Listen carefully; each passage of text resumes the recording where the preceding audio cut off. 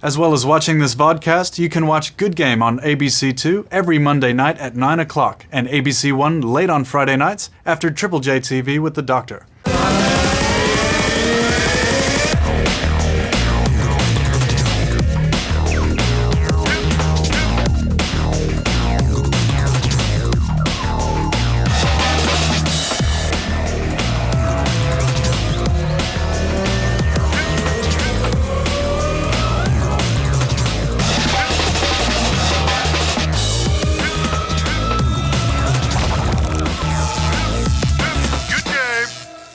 Hello and welcome to Good Game, the show for gamers by gamers. I'm Barjo. And I'm Junglist. This week we'll be bringing you our interview with possibly the most celebrated game designer of them all, Mr. Will Wright. He's responsible for such games as SimCity, The Sims, and now he's putting the finishing touches on his latest Spore.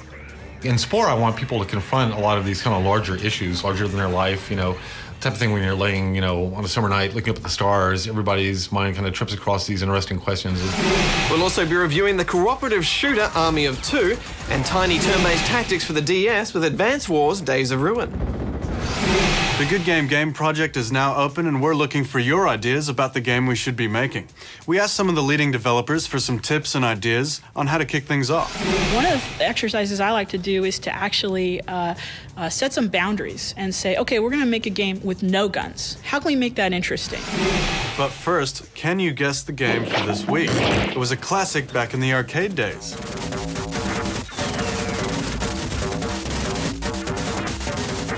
Answer at the end of the show, but for now, Badjo, I will go read the news. Go and do that, Junglist. Good game! Iron Lore Entertainment, the creators of the Titan Quest series and the co-developer of the recently released Dawn of War Soulstorm, have closed their doors for the last time. The game developer, which was established in 2000, regretfully closed down their operations in late February, citing a lack of investment to fund their next project as the reason for the closure.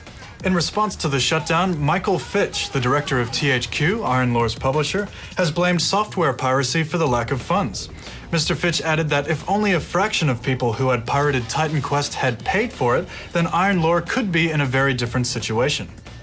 Official support for Netscape Navigator has been discontinued this week, with parent company AOL Incorporated pulling the plug on the veteran web browser. Netscape was founded in 1994 and was once the most popular internet browser in the world, a title that it lost to Microsoft's Internet Explorer in the late 90s. The Netscape company was bought out by AOL in 1999, but it never regained its former market share. AOL have announced that their transition to an advertising-supported web business has left no room for the kind of investment that Netscape Navigator requires, and that no further updates will be brought to the program.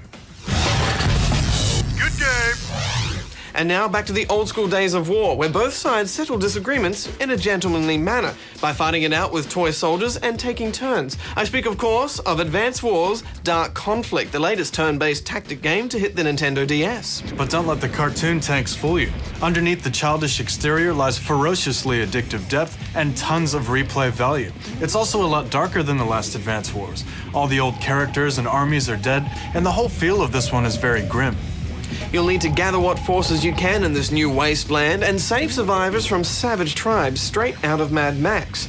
Controlling cities will gain you funds, which you can then use in factories to spend on war machines. Everything from tanks to missiles to submarines to stealth bombers fall under your command, and they each have their own counters, but that's just one layer of depth. On top of that, every square of terrain does something different. Forests can hide your troops, and if you crawl to the top of mountains, you can see farther, and you'd be wise to pay attention to choke points. Throw in additional elements like fuel, ammunition, range, and stealth, and you've got a lot to think about each turn. Unlike the last Advance Wars, superpowers given to commanders are negligible. And it's a matter of taste, John, but I always thought the superpowers are what differentiated the generals.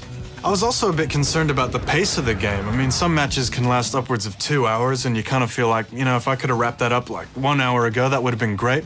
But you can edit a lot of the options in skirmish mode, and you can even make your own maps if you want a smaller game. Which is the main new feature. Not only can you edit maps and use them in multiplayer, but you can also upload them online or download other people's maps.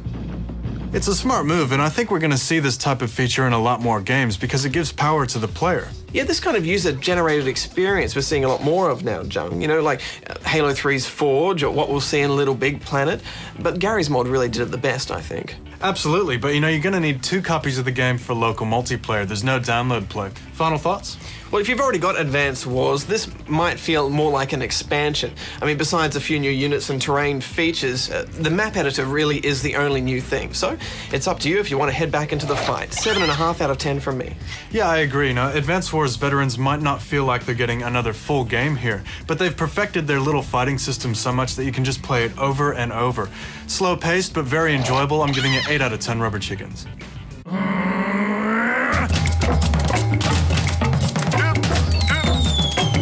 Good game.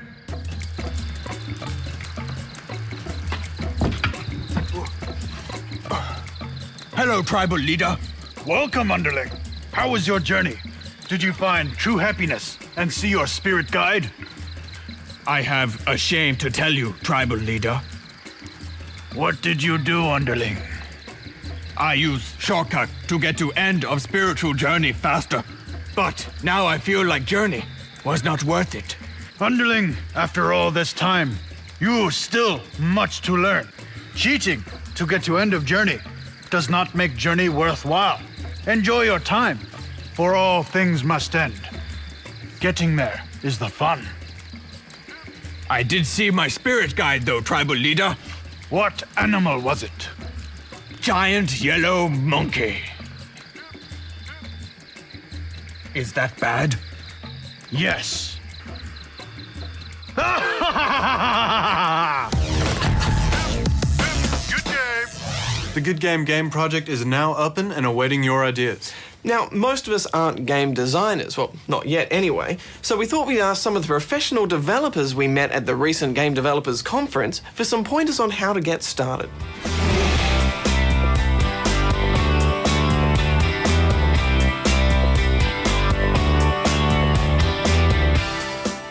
At the moment, everyone's really excited about this, and they're coming up with ideas for what sort of weapon you should have and what sort of clothes they should wear and how many double jumps they can do, all that kind of crazy stuff. Is that where we should be starting? Well, I think that you go about designing games in a couple of ways. One way is to sort of start with a proven genre, right? So maybe we're going to have an action game and we're going to have a character with a gun or a number of guns and all sorts of different attachments for his guns, or you could actually go about it from what I would call a more interesting perspective, where you are trying to define a player experience, right? And from the ground up, and maybe come up with something a little bit more unique.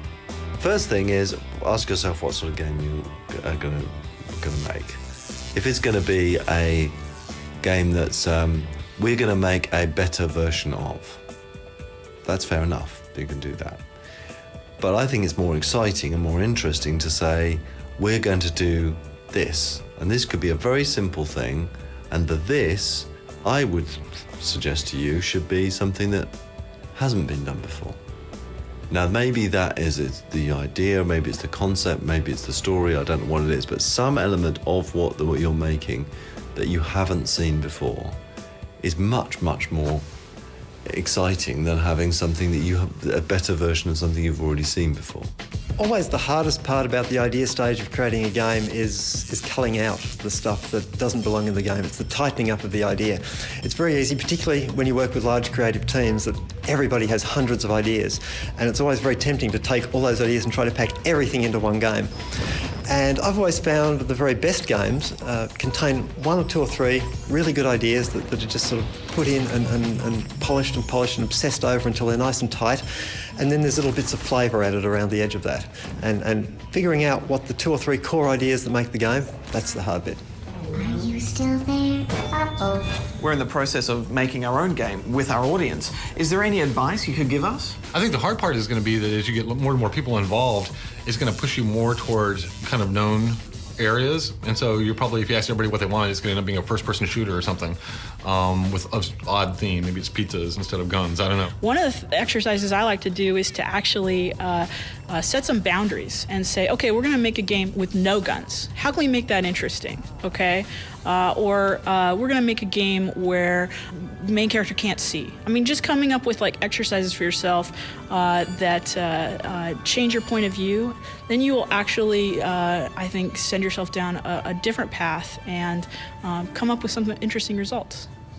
Are there any common mistakes that people make in this idea kind of phase when you're coming up with an idea? The biggest mistake is having an idea that's just too big.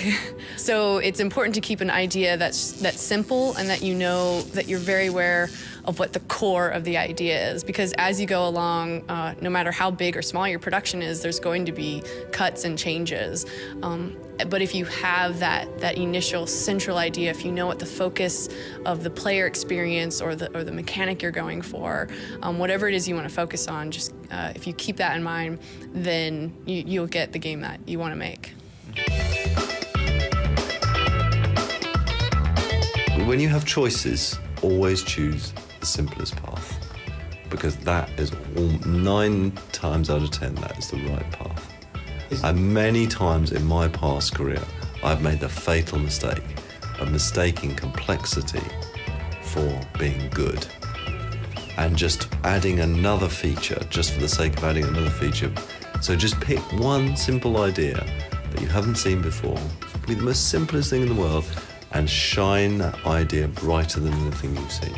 The classic mistakes is just being too ambitious.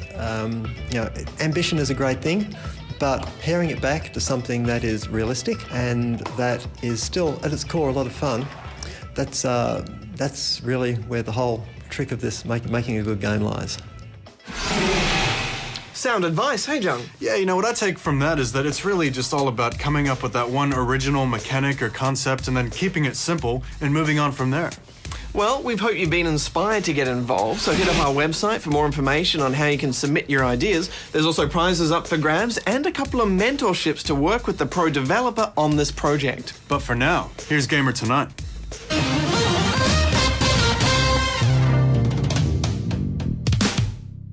Within the various gaming communities, cheaters or hackers are looked down on with great dislike. These people get a kick out of ruining the game experience for everyone, be it walking through walls or displays of superhuman ability. Ooh, they're looked down on as the lowest of low of all gamers. Joining us tonight is Kevin Freaker, a notorious hacker. It's about time you interviewed someone of my prowess. Yeah, but what's with the goofy cyberpunk mask? I'll let you know that this goofy mask allows me to implement my hacks into RL.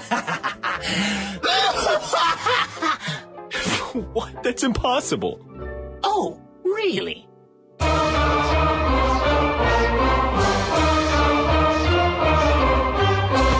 You can't tolerate people more arrogant than yourself. Your favorite color is blue, your middle name is Jonathan, and you wear sporty white underwear. I don't know what's more disturbing, the fact that you knew all that or the fact that you were wall hacking through my pants. I'm sorry, it's just that this version doesn't have a pants filter. So why exactly do you cheat? Well, I just love the sound of kids whining about the unfair circumstances. Enemy spotted. Shot.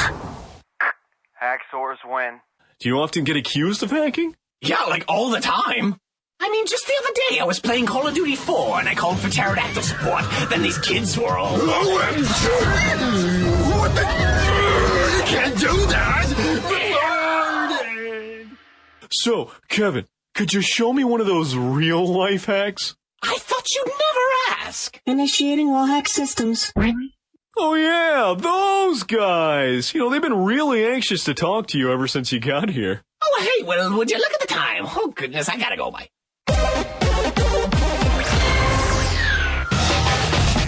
Good game. Well, when we were given the chance to interview the one and only Will Wright, we packed our bags Well, you did. I packed my bag and headed to San Francisco, where he's putting the finishing touches on his latest game, Spore. Will Wright is responsible for some of the most popular games of all time, including The Sims and SimCity, games credited with bringing gaming to a mass audience. Will Wright, welcome to Good Game. Thank you. How does it feel that literally millions of people around the world are enjoying something that you've created? Oh, I mean, it's great, but, you know, first of all, in reality, I'm just like one component of this huge team. You know, I just am like the figurehead that gets pulled out for the press and stuff, you know. But it is nice at the end of the day, especially having spent years on these creations. I probably get more enjoyment from what the fans do with my games as much as they get from the games themselves. Players using The Sims to tell stories and make movies and stuff, you can just tell, looking at some of these movies, that they poured, tens, if not hundreds of hours into some of these creations. And, for them, they don't think of it as a game anymore at all. They think of it as a movie creation system. What's influenced or inspired you in your career? Bruce Artwick, who did the original Flight Simulator, which was one of the first games that I really got kind of immersed in a virtual, it was just a simple wireframe world. Bill Budge, Pinball Construction Set, back on the Apple II, was the first game I played that was really constructivist. And before that, it was like historical board games that I used to play, as a teenager. What was the first game you ever worked on? It was my first game, right on Bungling Bay, released by Broderbund back in the early 80s. And this inspired you when you were building it, is that correct? Yeah, because in Bungling Bay, you were flying over these islands and bombing factories and stuff, and I had to create these islands. And I built an editor for myself where I could scroll around the world and put down roads and buildings, and I found that I was having a lot more fun building these islands than I was bombing them. And so after I finished that game, I kept playing with the editor and making it fancier and fancier, and started researching urban planning. And at that point, it was just a toy for me. It was my toy, And then I started thinking, hey, other people might enjoy this, and it turned into SimCity. I've always enjoyed making things. And when I first started doing computer games, I was building simulations on the computer, and I really enjoyed building them. And I was trying to think about how I could give other people kind of that joy of discovery, where they were actually building things. And so SimCity kind of came from that, where at first I was hard coding the simulation of a city, and then I started thinking about, okay, how can I make it so that anybody can build a city? When I was a kid, I spent most of my childhood building these models out of plastic and balsa wood and whatever. And those were interesting, and they would kind of develop the structure of something, but not the dynamics. A computer model allows you to now bring dynamics to whatever you've built, and now it comes alive, and you can see the internal processes that you're now modeling, as well as the external structure. Did you ever think the Sim franchise would be so successful? I thought it would either be a big hit or a giant flop, but I never thought it would be as big a hit as it ended up being.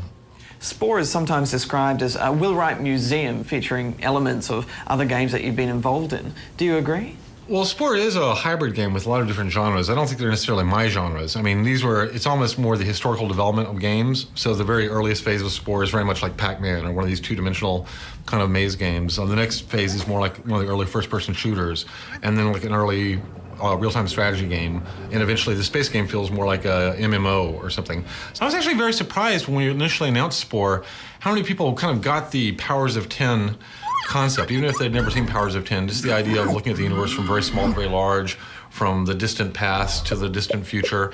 There's that aspect of Spore, which is kind of the thematic side. On the personal side, Spore is really about creativity, where the player is kind of creating their creatures, their buildings, their planets, etc. And we've seen time and time again that when players are given tools that kind of amplify their creative abilities, they get really excited. Now that you've created this evolution game, do you think you're any closer to finding the meaning of life? In Spore, I want people to confront a lot of these kind of larger issues, larger than their life, type of thing when you're laying, on a summer night, looking up at the stars, everybody's mind kind of trips across these interesting questions. Is there life out there? Why are we here? Stuff like that. What kind of research went into Spore? I'd say 80% of it was probably scientific research about the subjects that we're covering in Spore. The remaining research had more to do with, I think, psychology of the players when they are put in a role of creating stuff and what they would tend to want to do with it. Because we're going to be doing a simultaneous release of this game into 21 languages. And the cross-cultural considerations are actually much higher than most people would imagine. The Sims appeal to quite a wide age group. Do you think the same thing will happen with Spore? Yeah, I think, and that's part of the design that we try to bring to it, is we try to say what stuff is not just, culturally independent, but also demographically independent, of age and gender. You see this in other forms of media too. Some of the very best movies and books were written for dual audiences. Things like Alice in Wonderland, for instance, or Wizard of Oz, that appeal to adults and kids for various reasons. So it's a multi-layered approach to entertainment. We're starting to see generational skipping things like the Wii, where all of a sudden, games are becoming accessible to much older people and much younger people because of the interface affordances. And also we're starting to see a few more games that have, deeper, more meaningful themes than the standard shoot 'em up. But it's happening slower than I would like to see, but it is definitely happening. So where do you see gaming heading in the next 5 years? Well, I think, we are seeing the rise of user-generated content across all forms of media. And I think in some sense games are leading that charge. One of the aspects of that, I think, is that games are inherently going to be malleable and customizable down to the individual level. so that your game looks very different than my game because it's learning about you. I think that's kind of one of the next levels is games getting more intelligent and learning about the player personally, observing what they do. Because we have those technologies right now and we're not really using them. And I think games have the potential to get people very interested and involved in the world around them, which is why I do games that have some relevance to the real world. And I think they just haven't matured yet. If a game like The Sims or even Grand Theft Auto, which I really admire, have more open, free-form universes for the player to explore, be more expressive, then I think people are taking that lesson in games. That people want more creativity, more freedom inside of games, and have more unique individual experiences. After 7 years, now that you're very close to the release date, are you scared at all? I don't know. I enjoy it. So if I didn't enjoy it, it would be horrible. It'd be hell. But the fact that I enjoy it, I can't imagine doing anything else. So, there's some point at which I, really want to get done with it and then get on to the next thing. So that's the primary motivating factor for kind of getting it out the door for me.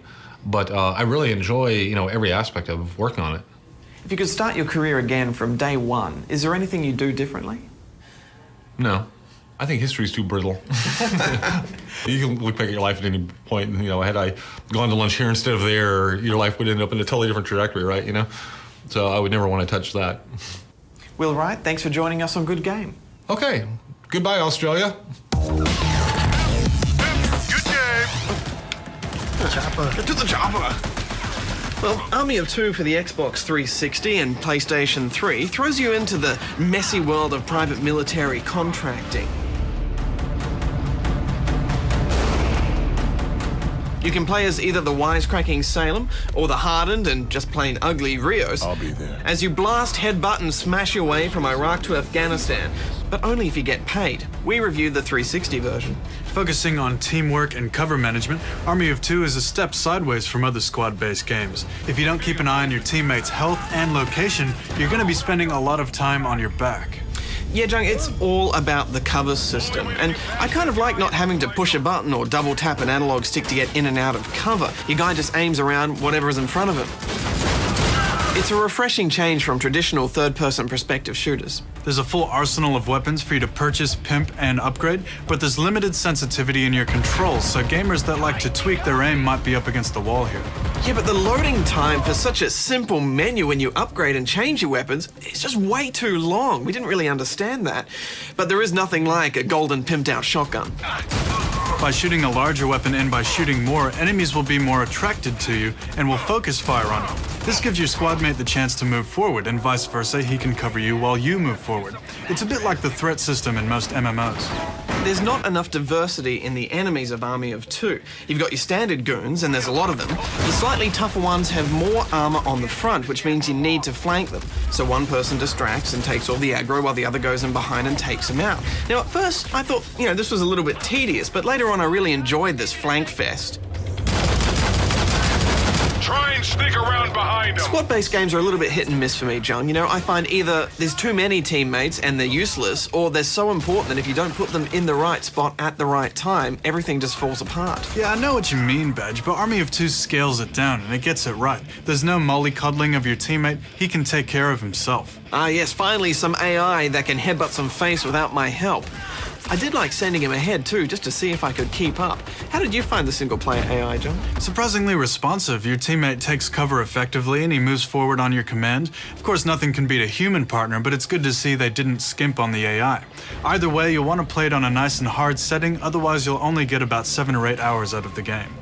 Enemies take cover, lean, and duck unpredictably. Combat has some nice touches as well, like the back-to-back moments, using a shield, co-op sniping, physics-defying parachuting, and having to drag your fallen comrade to a safe position before you can heal him. Yeah, I had to drag you a lot, Badge. Hey, what can I say? I'm a shotgun kind of guy, and it gets me into trouble. I also like going in for the close combat punch, but there's this weird moment where every time you do this, both you and the enemy stand up and awkwardly stare at each other for a moment while the game decides who wins. Yeah, I noticed that too, Badger. Other games like Assassin's Creed use Dutch tilts and different camera techniques to hide these kind of delays. Now, we couldn't test versus mode because the game isn't online yet, but we did team up for some split-screen co-op action, and it really feels like communication is key. If you're going to take this online, you're really going to want to have a headset. Now, Jung, when you came back from E3, I remember you were really excited about this game. Has it lived up to expectations? Well, not completely. I was very excited about a few key things. The first was the heavy political message. You're supposed to be able to walk away from this game learning something about mercenary corporations. We outperformed the military and achieved all our objectives flawlessly. That's pretty much been completely removed. Yeah, you didn't really learn anything about them, did you? That's right. And also I was pretty excited about the unique gameplay elements, like the back-to-back thing. You were supposed to, it looks like you can do that at any time. Here we see it's very scripted. There was also a unique mini-game when you heal your teammate involving tampons, which is a real-life thing because tampons soak up the blood the best. Both players needed to be a part of the mini-game to complete it for him to be healed, but it's just been replaced with a progress bar. Can we speculate on why these features aren't in the final game? We really can't say. It could be too ambitious ideas towards the beginning of the project or not enough time. It's just too hard to say. Final thoughts? Well, at the end of the day, it's just another average duck and cover shooter with some good cooperative ideas. I'm giving it 6.5 out of 10 rubber chickens. Yeah, I was expecting a bit more too. There's great potential here for some solid team-based puzzles, but they weren't there. Also, the story doesn't justify the killing spree that the characters embark on. There's still some fun to be had, though. I'm giving it 7 out of 10. Good game. So gamers, did you guess the game for this week? It was Ikari Warriors, released into the arcades in 1986. The game's designer, Keiko Idu, was inspired by the Rambo films, massively popular at the time. It was one of the first games where 2 players could play cooperatively as Ralph in red or Clark in blue. You had a limited amount of ammunition as well as power-ups to increase your arsenal. It was also the first arcade game to use rotary joysticks. Next week, gamers, we go online with Frontline Fuel of War. Lux will be taking a look at an industry currently suffering from a massive skills shortage. Yep, it's game development, with Aussie companies finding it hard to attract people with the right skills and keep them. And, love 'em or hate 'em, we have a look at the Humble Health Bar. It's a classic game mechanic that's been used by more games than Junglist has had shaves. But where did it all start? As always, jump on the forums and leave us your thoughts or ideas. Until then, gamers, Junglist out. Barjo out.